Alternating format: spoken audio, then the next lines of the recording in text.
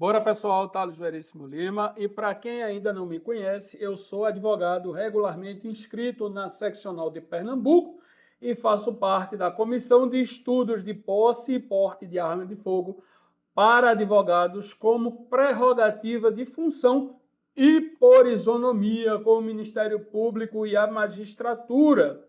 Pois bem, nossa comissão existe em praticamente todas as seccionais do Brasil e atualmente aqui em Pernambuco é presidida pelo meu querido Jair César, também advogado.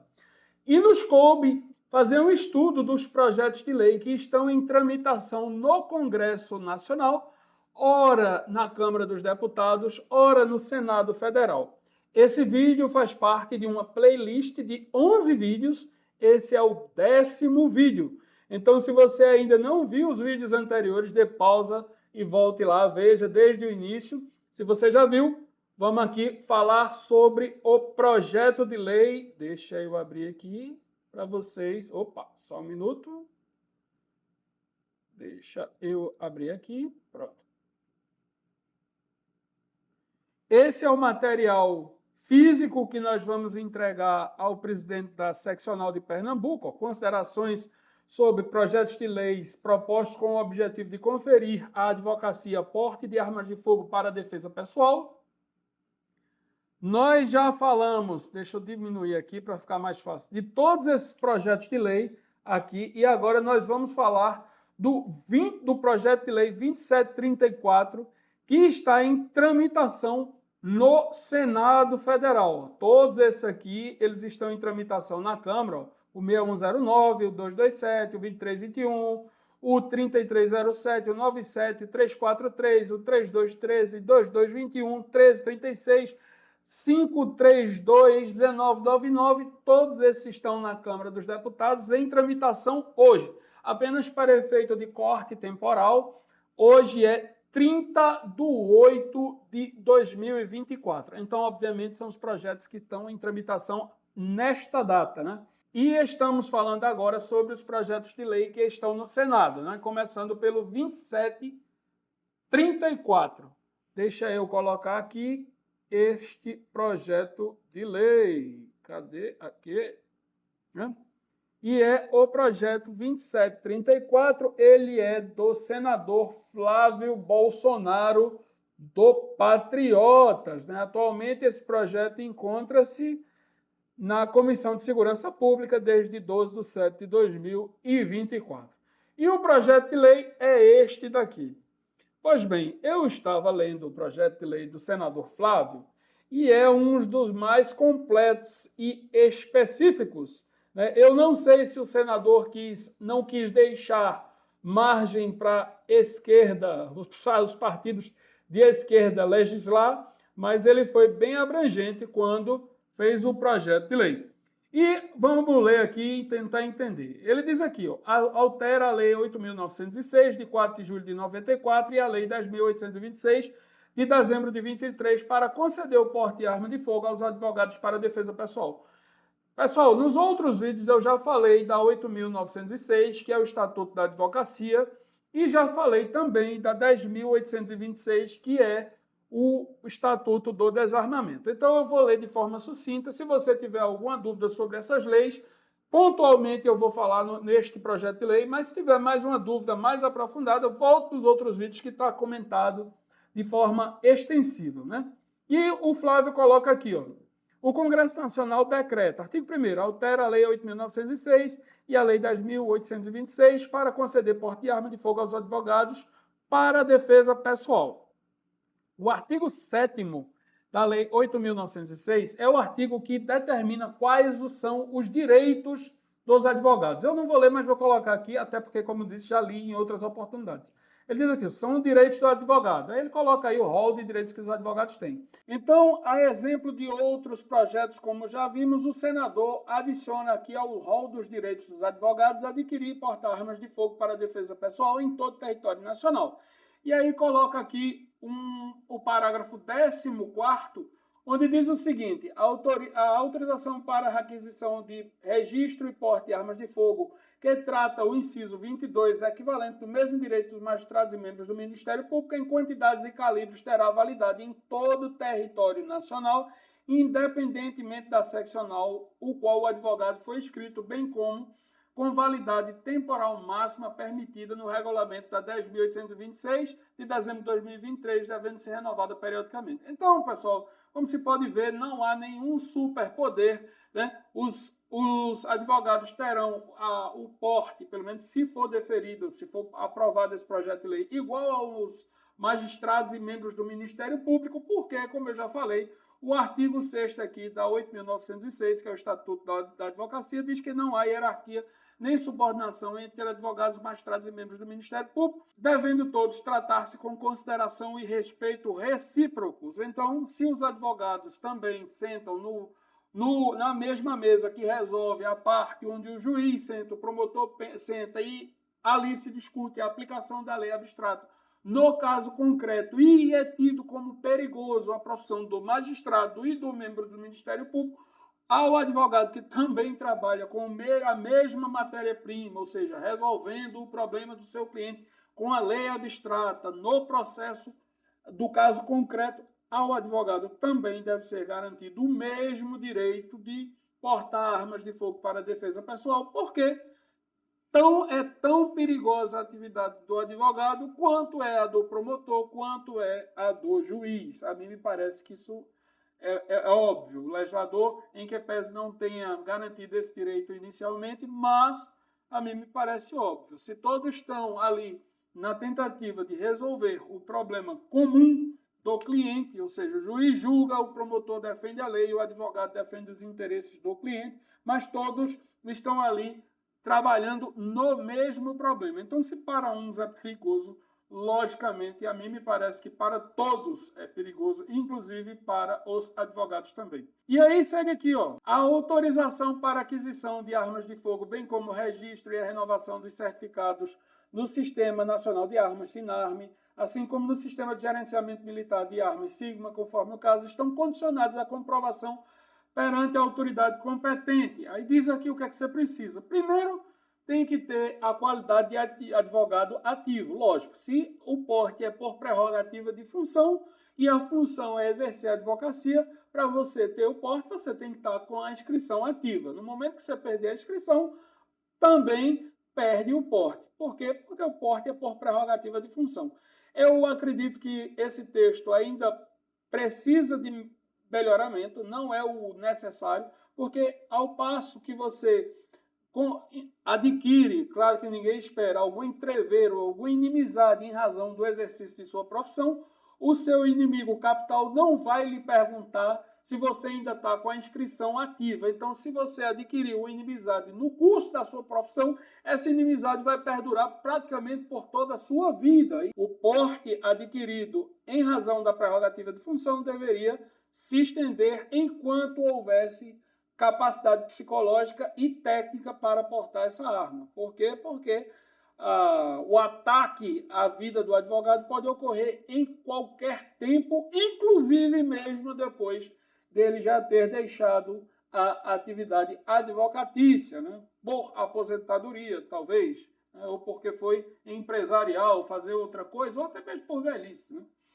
Então, mas o legislador, os projetos de lei são no sentido de que, se o advogado tiver com a inscrição ativa, pelo menos nesse período seria garantido o porte de armas, né?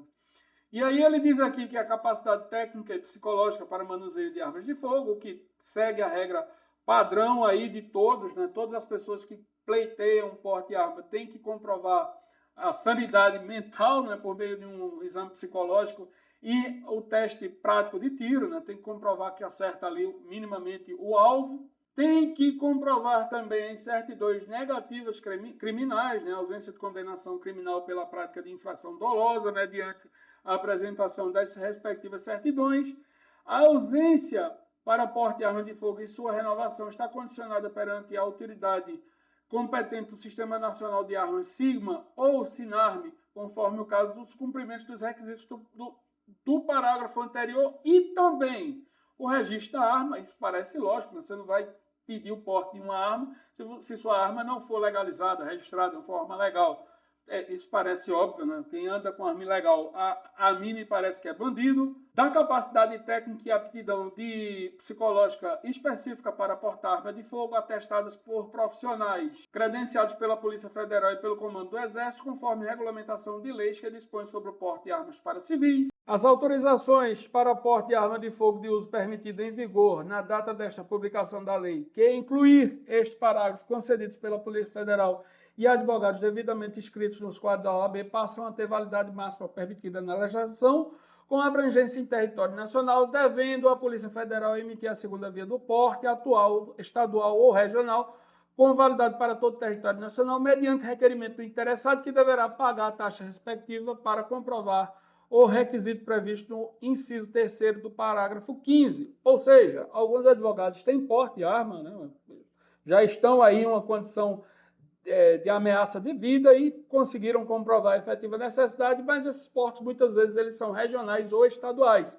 Então, querendo o advogado expandir esse porte, no caso de aprovação desse projeto de lei, para todo o território nacional, tem que fazer um requerimento e pagar uma taxinha módica aí, pequena, de R$ 1.400, quase R$ 1.500, e apenas para efeito de marco temporal, né, de referencial temporal, hoje o salário mínimo é 1.412, ou seja, a taxa de porte de arma de 3 anos é aproximadamente um pouco mais que um salário mínimo hoje, né? Há iniciativas de tentar reduzir aí, mas por enquanto hoje é isso, né? Aplicam-se ao direito à aquisição do porte de arma de fogo previsto no inciso 22, caput deste artigo, as vedações do porte ostensivo e perda de eficácia no caso do portador seja detido com abordagem de estado de embriaguez ou sob efeito de drogas ilícitas, bem como utilize a arma para cometimento de infrações penais. Mais uma vez, eu penso que isso é lógico, né? O porte ostensivo é destinado à segurança pública e o porte pessoal é a defesa pessoal. Então, não cabe a pessoa que tem a finalidade meramente de se defender estar ostentando armas de fogo, né? Isso aí cabe à segurança pública. Também, se estiver aí com a psique transtornada em razão de uso de substâncias não legais, né, de entorpecentes que alteram o psique, também é motivo bastante suficiente para a perda do porte, inclusive porque coloca em insegurança não apenas o portador da arma, como toda a sociedade. Então, eu acho que é bem justo e adequada essa penalidade de perda de porte de arma aí.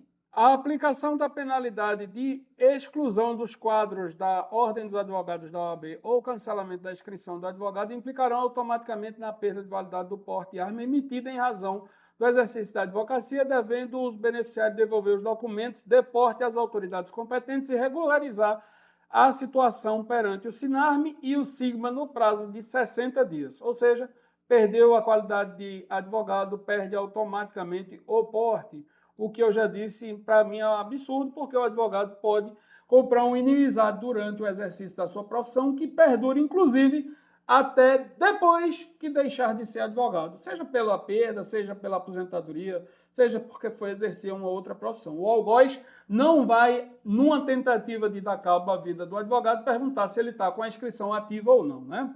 Isso daí parece muita ingenuidade da parte do legislador. As seccionais da Ordem dos Advogados do Brasil disponibilizarão as superintendências regionais da Polícia Federal e regiões militares dos seus estados para controle do Sistema Nacional de Armas, SINARME, e Sistema de Gerenciamento Militar, SIGMA, a lista dos advogados excluídos que tiverem a inscrição cancelada, ou seja, a OAB passa a ser um dedo duro do advogado, né? Informando a Polícia Federal e ao Exército os advogados que tiverem a inscrição cancelada. E segue o jogo, né? Faz parte. É o senador Flávio Bolsonaro. As superintendências regionais da Polícia Federal e as regiões militares informarão os registros de porte expedidos para advogados inscritos com base na lei e respectivas seccionais da Ordem dos Advogados do Brasil. E faz aqui, o artigo 6º da 10.826 de dezembro de 2023 passa a vigorar com a seguinte alteração. Como eu disse, a 10.826 é o Estatuto do Desarmamento. Artigo 6º, inciso 12, os advogados com inscrição ativa do Brasil, ou seja, os legitimados a portar arma de fogo, inclui-se aí o inciso 12, que são os advogados com inscrição na Ordem dos Advogados do Brasil, né? Esta lei entra em publicação em vigor na data da publicação. E aí vem a justificação aqui do senador Flávio, né? Que, em síntese, ele diz que o projeto visa conceder o porte de arma de defesa para advogado, que os advogados são obrigados a defender os clientes, que são causas sensíveis e delicadas, que mexem com a liberdade do patrimônio, que a atuação do advogado pode desagradar, que em 2016 a 2019 foram mortos 80 advogados, que em outubro de 2020 2 advogados foram mortos a mando de um fazendeiro por conta de uma reintegração de posse, que essas situações de porte dariam ao advogado uma chance de se defender, o que é óbvio, além de estar de acordo com o artigo 6º da Lei 8.906, que é aquele que eu já falei sobre a isonomia, e se os membros do magistrado têm razão da Lei Orgânica da Magistratura e os membros do Ministério Público também têm porte em razão da Lei Orgânica do Ministério Público, e se há isonomia, então os advogados também deveriam ter em razão do Estatuto da Advocacia, né? E aí ele faz aqui uma pequena lista que já tramitam outros projetos de lei que foram objetos desta playlist que nós fizemos aqui no canal. E pede a aprovação dos outros, a colaboração e a aprovação dos outros senadores. Pessoal, esse é o 10º vídeo de nossa playlist, né? Nós já tratamos de diversos projetos, como falamos. Se você ainda não viu, dê pausa antes de ir para o 11º e veja os vídeos anteriores. Se não, vamos agora para o 11º vídeo comigo. Um abraço e até já!